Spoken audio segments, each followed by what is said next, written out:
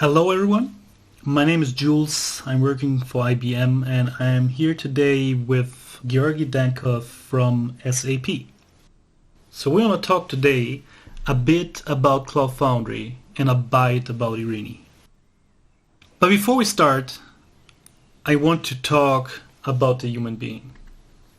The humans are highly adaptable. We adapt to our living conditions wherever needed.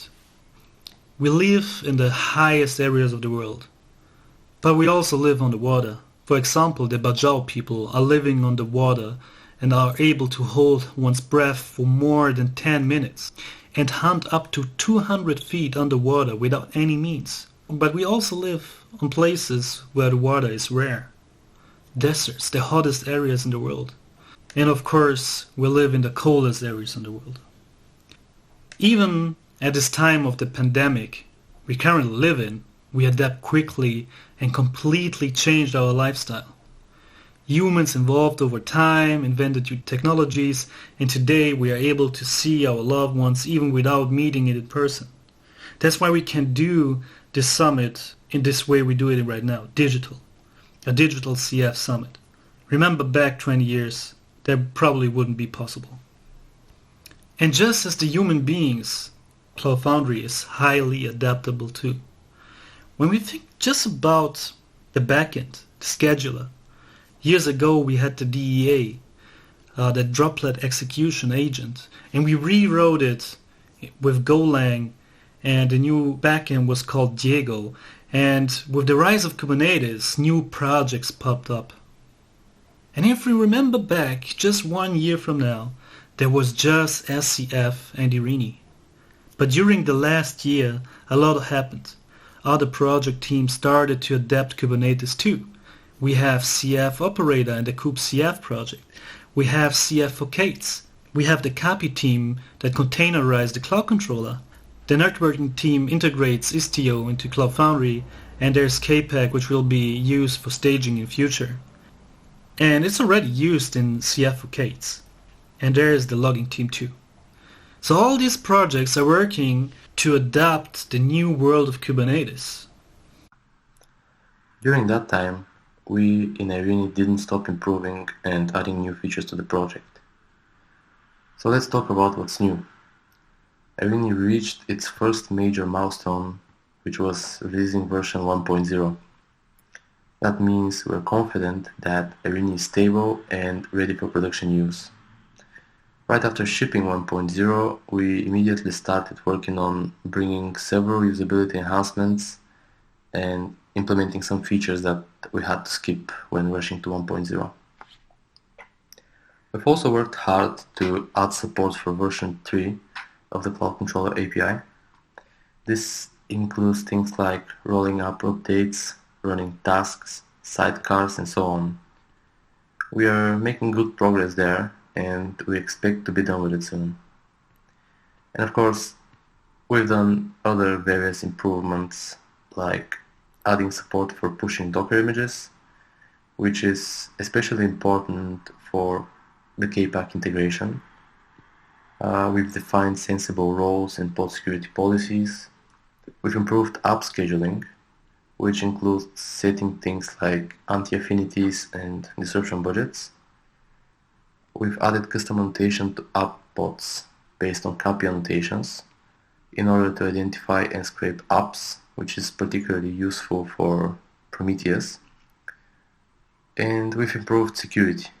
None of the Eirini components require root permissions to run anymore. Of course, we've added many other things, but in addition to adding new features, we've also decided to remove some. We wanted to make Eirini even more Kube native and easier to use. In order to do that, we had to start by making it standalone and generic. Back when we were only consumed by SCF, we became a bit coupled to it without even realizing it. This caused two main issues. It was hard for us to maintain our CI pipelines because they all contained a whole Cloud Foundry deployment, not just Eirini. It was hard for others to consume us, like CF-for-K8s and KubeCF. So We took a step back and decided to completely decouple Eirini from the way it was being deployed.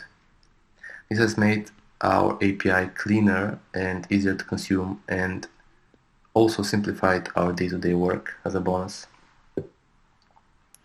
We've also decided to drop support for everything that is not directly required by Eirini or anything that does not make sense for us to own.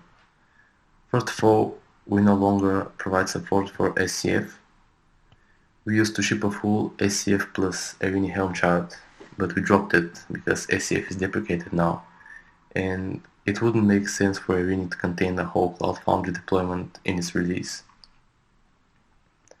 We also no longer own Byte service, which we used as a custom private registry. Since Cloud Controller now supports KPAC, and that's what CF-for-K8s is using exclusively, we no longer see the need to keep Byte service around. At this moment, KubeCF still doesn't fully support KPAC as far as I know, and they need to have a Byte service deployed with Eirini. For this reason, they've kindly accepted to own Byte service from this point onward. We also plan on removing some of Eirini's own components, which are no longer needed. For example, we had a job that was responsible for moving secrets across namespaces. This was a hacky workaround that we needed at some point, but now we expect that whatever is deploying CF will take care of all of this.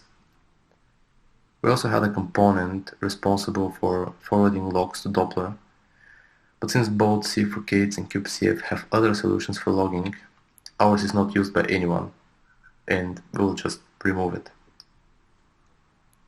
Speaking of dropping things, the next thing on the chopping board is Helm. We really want to be as easy to deploy as possible, and we don't believe that using Helm gives us any advantages.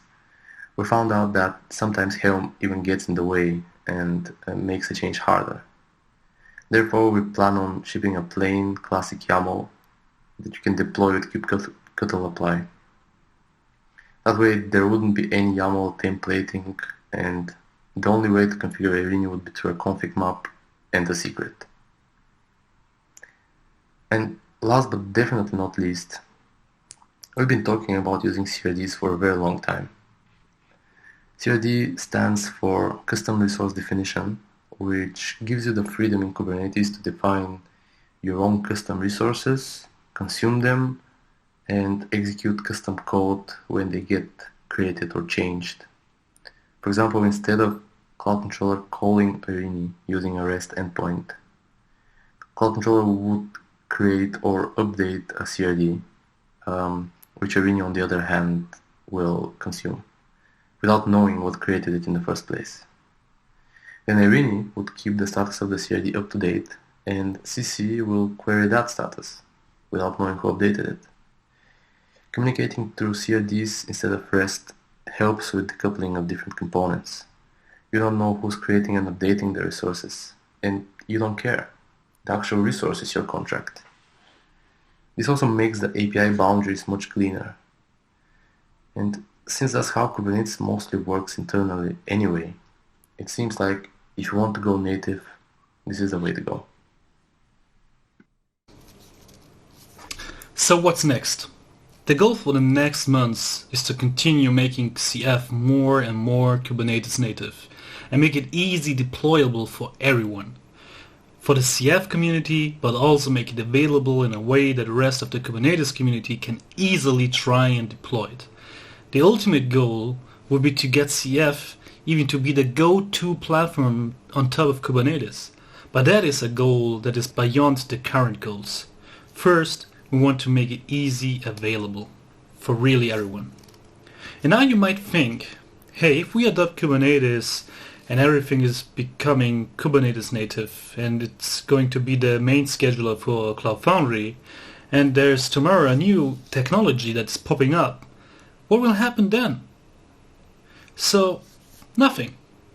We do what we always do. We adapt to the new conditions and keep the CF push experience no matter what technology we run on. And of course, we evolve CF at the same time. So that's all we got. If you have any questions, we are super happy to answer them.